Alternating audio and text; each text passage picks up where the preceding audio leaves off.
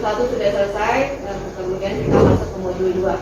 Nah, Bapak Ibu, memang guru penggerak ini materinya deep banget ya, dalam banget. Saya pun merasakan, bagi saya ternyata saya banyak banget kesalahan menjadi guru.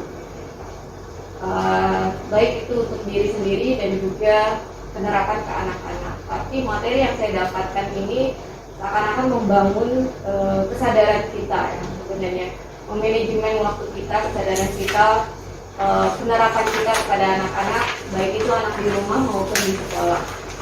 Jadi ini bagus banget.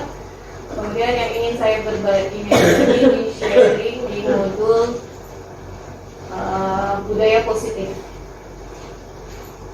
Jadi budaya positif ini, modul 1.4 ini kita diminta untuk memberikan budaya positif. Walaupun sebenarnya untuk sekolah kita ini sebenarnya bukan suatu hal yang baru, gitu ya. Kita sudah menerapkan, namun perlu adanya perbaikan-perbaikan. Jadi kita sebagai guru itu, belajar itu adalah modal besar kita untuk mengajar ya. Dan disiplin itu tidak sama dengan hukuman, gitu ya.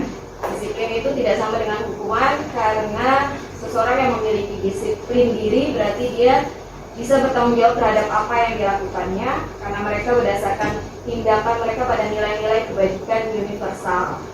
Disiplin diri artinya mengontrol diri, mengevaluasi diri, menguasai diri, memilih tindakan-tindakan secara positif ya. Kemudian tugas kita sebagai pendidik adalah menciptakan anak-anak yang memiliki disiplin diri.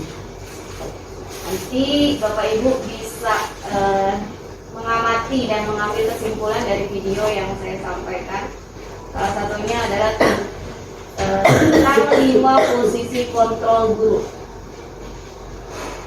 Ada yang pernah dengar? 5 posisi kontrol? Belum ya?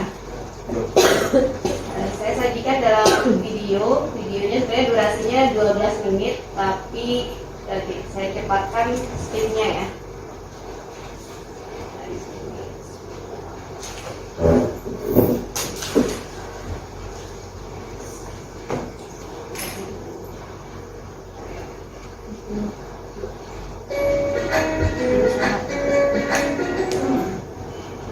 Salam bahagia Ibu dan Bapak Guru hebat. Dalam penerapan disiplin positif restitusi, salah satu program yang dikembangkan adalah 5 posisi kontrol. 5 posisi proses perjalanan seorang pendidik agar dapat mengenali dirinya. Pada video kali ini, kita akan membahas tentang 5 posisi kontrol yang dikembangkan oleh Diane Rosen dan contoh penerapannya.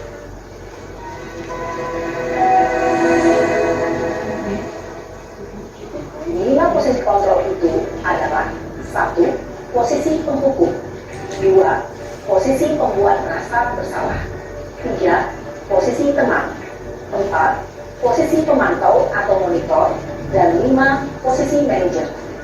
Untuk lebih memahami kelima posisi tersebut, mari kita saksikan kasus Naden yang terlambat hadir 20 menit di sekolah dan melihat bagaimana kelima posisi kontrol dalam menghadapi masalah tersebut.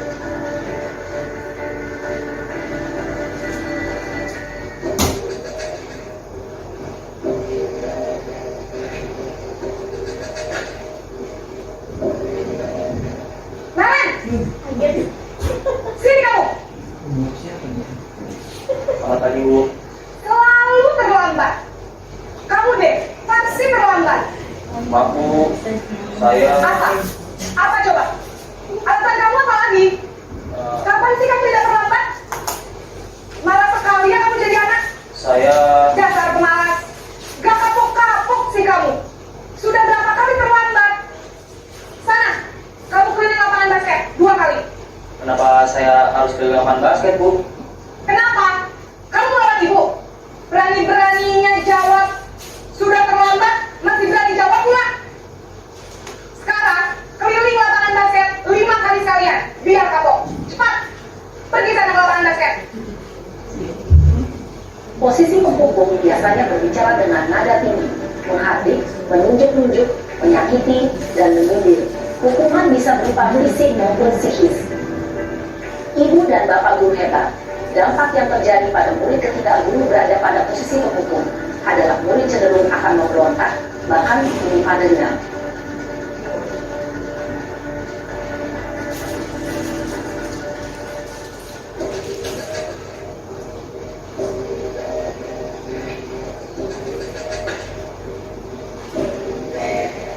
Naren, Selamat pagi Bu. Naren, kamu kenapa terlambat lagi, nak? Ya Tuhan, Naren, kamu senang ya bikin ibu susah ya? Kalau kamu terlambat lagi, nanti ibu yang ditegur bapak kepala sekolah, nak. Disangka ibu tidak bisa membina kamu. Duh, gimana ini? Maaf Bu. Duh, Gusti Naren, kamu suka ya kalau ibu ditegur bapak kepala sekolah? Terus, sekarang ibu harus tulis apa ini di buku absen? Ini kamu sudah sering terlambat loh. Ibu harus apa coba? Maaf Bu. Maaf sekali. Ya sudah, lain kali jangan bikin ibu susah lagi ya nak ya. Ibu tidak akan kuat lagi kalau kamu begini terus. Bisa jantungan kalau ibu ditegur bapak kepala sekolah. Sana cepat. Maaf ya Bu. Maaf sekali. Posisi merasa bersalah berbicara dengan nada tenang, cenderung lembut. Namun kata-kata yang diutarakan membuat murid merasa menjadi orang yang gagal, memandang buruk dirinya sendiri, merasa tidak berharga, dan tidak sanggup membahagiakan orang lain. Ketika guru mengambil posisi pembuat rasa bersalah, murid akan menganggap dirinya yang bersalah dan ia akan menyimpan emosi negatif tersebut di dalam dirinya.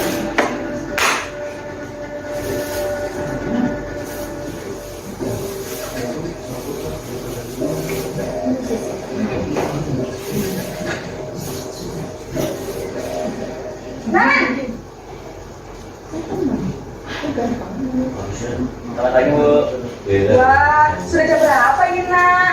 Terlambat lagi ya saya. Iya Bu. Habis ibu saya lupa bangunkan saya Bu. Kamu malah menyalahkan ibu kamu.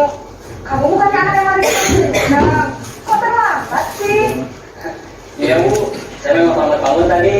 Jadi biarpun saya lagi kencang, tetap gak kekejar Bu. Ya sudah sana, nanti lain kali larinya lebih kenceng lagi ya, biar gak terlambat lagi. Bikin seneng ibu, demi ibu, bisa kan?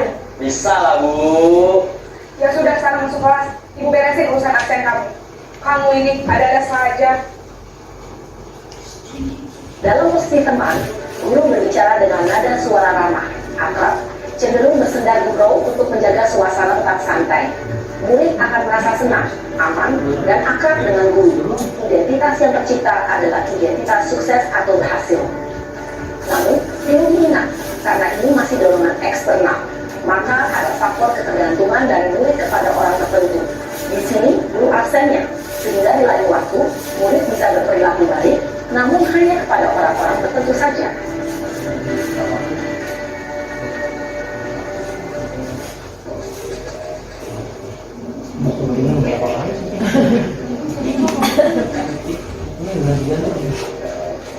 Naren, Kok menjadi masih sama? Selamat pagi Bu. Naren, apa peraturan sekolah kita tentang jam berapa kita harus masuk sekolah, nak? Kita harus di sekolah jam 7 Bu. Iya betul, sekarang sudah jam 7.20. Naren sudah tahu konsekuensinya jika terlambat hadir. Paham Bu. Saya harus tinggal kelas pas jam istirahat selama 20 menit. Iya benar, konsekuensinya demikian. Jadi nanti jam 9.30 pas istirahat, kamu harus tinggal di kelas, kerjakan tugas tambahan untuk ketertinggalan kamu, ya? Baik Bu. Posisi pemantau mengandalkan penghitungan atau data untuk mengontrol murid. Guru mengarahkan murid berdasarkan peraturan dan konsekuensi. Seorang pemantau menunjukkan bahasa tubuh dan ekspresi wajah yang datar dan cenderung formal.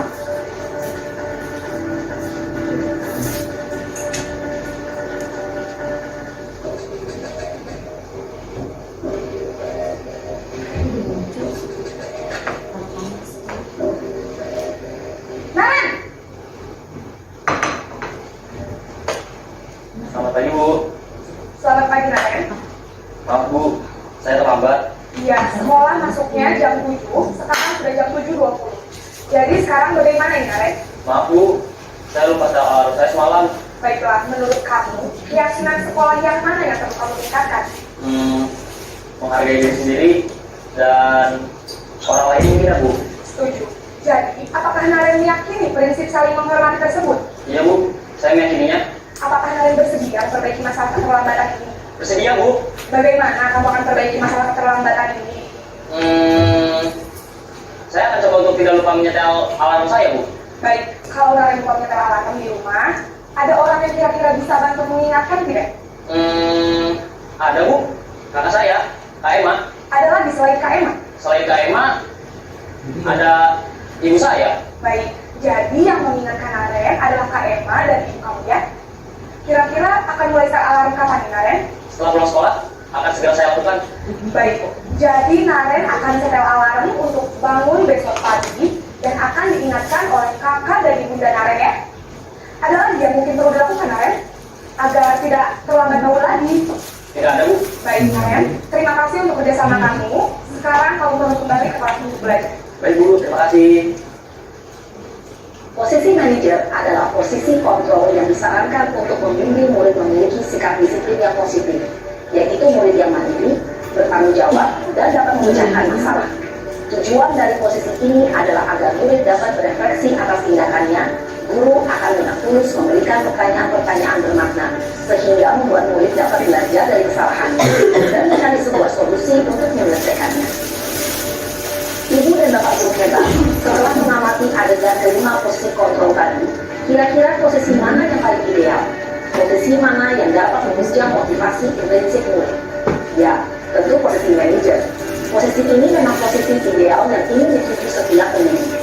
Pada posisi inilah, guru dapat menerapkan disiplin positif dan berpihak pada murid, yang memerdekakan murid.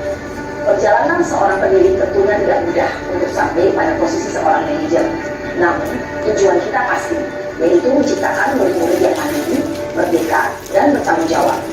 Semoga penggambaran 5 posisi kontrol yang telah diperlihatkan ini dapat menjadi ajang refleksi bagi kita semua, agar dapat terus mengasah dan menerapkan disiplin positif yang memerdekakan murid.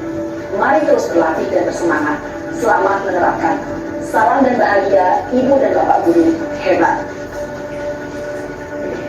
Udah ya. Ya, dari 5 posisi kontrol tadi, kita bisa mengetahui di mana posisi kita dulu. Kalau Pak Ubay, kira-kira? Yang pertama, Nah, ada kedua, apa aja? 5 posisi kontrol apa aja? manajer teman. Yang pertama adalah penghukum. Kemudian yang kedua adalah posisi pembuat rasa bersalah. Ketiga adalah posisi teman. Kelima adalah posisi pemantau. Dan kelima adalah posisi manajer. Pak Ubay dulu Saya pernah melakukan yang kedua. rasa bersalah ya. Saya gimana variasi? Saya sebut. Sama saya juga. Tapi bukan variasi. Bukan. Iya. Ya, saya pernah ya, posisi 2 ya. Oke, kalau Pak Dian? Pernah? Saya pernah nyobain semua. Serius. Udah pernah ya? Dan kadang saya ngeliat anak-anaknya juga. Oh, tergantung anak ya? Ada kadang tergantung anaknya juga. Jadi kalau orang anak Berarti yang subjektif ya? terlalu perasa gitu kan, kita sebagai penghukum dia saya nggak tegaan gitu kan. Jadi, tapi kalau anak yang mentalnya agak kuat tuh, wah itu enak tuh. Siapa ya?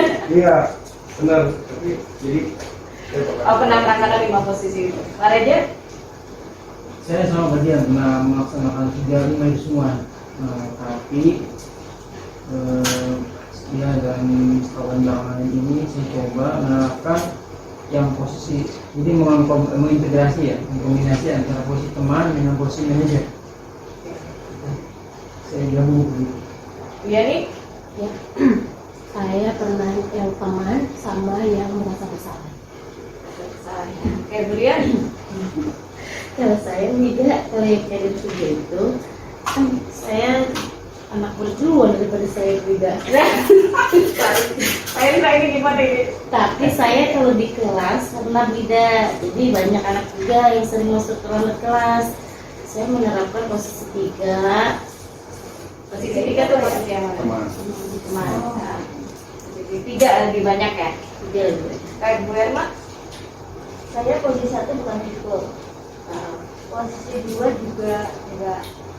Posisi 3 teman juga kayaknya enggak, saya nggak ada teman.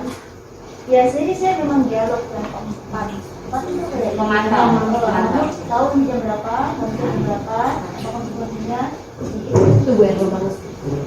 Kalau Bu Evi? Saya Proses aku enggak. nggak ada suaranya. Kayaknya saya lebih ke bisa 3, 4, dan 5 beda. Oke, 3, 4, 5 ya. Oke. Bu E? Ya karena Bu E suaranya habis konser ini saya wakili cantik banget. Ruangan belum ibu. Bu ini pernah melakukan Kayaknya posisi teman ya. Iya. Kalau saya dulu posisi 1, kalau Bapak Ibu ingat ya, mengukur sampai berapa meja ya Pak Upa ya?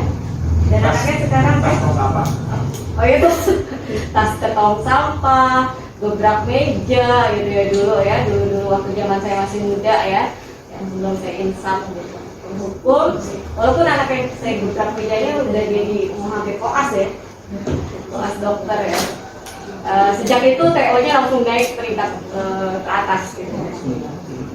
Kemudian saya juga pernah di posisi 2 ya, membuat rasa bersalah ketika menghadapi si Raihan yang temannya siapa tuh waktu itu kan wali kelasnya siapa ya, terus saya panggil ke kantor, saya itu kamu nggak tega kok sama ibu gitu ya, nanti aku ditanya loh sama kepala sekolah Pak Hendra gitu ya. Saya pernah rasa bersalah gitu ya.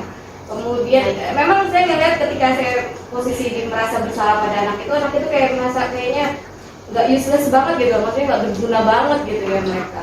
Kemudian posisi teman pernah juga. Nah kesini posisi keempat gitu ya. Namun ternyata yang lebih ideal adalah posisi manajer ya, seperti itu. Jadi memang kita posisi 4 itu udah bagus ya, tapi kita yang memantau gitu. Tapi kalau udah ke manajer, kita hanya memberikan stimulus dan anak-anak bisa mencari solusinya dan juga mengatur dirinya sendiri gitu, tanpa harus dipantau siapa guru yang sudah piket, siapa memandang guru A, guru B gitu ya. Sehingga itu bisa memberikan dampak yang positif ya, bertanggung jawab dan mandiri.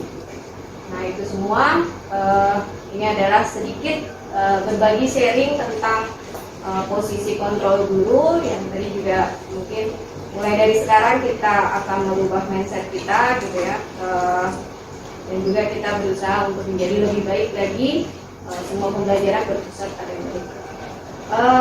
Itu ada yang mau ditanyakan waktu itu sebelum saya masuk ke tidak terjemahin gue.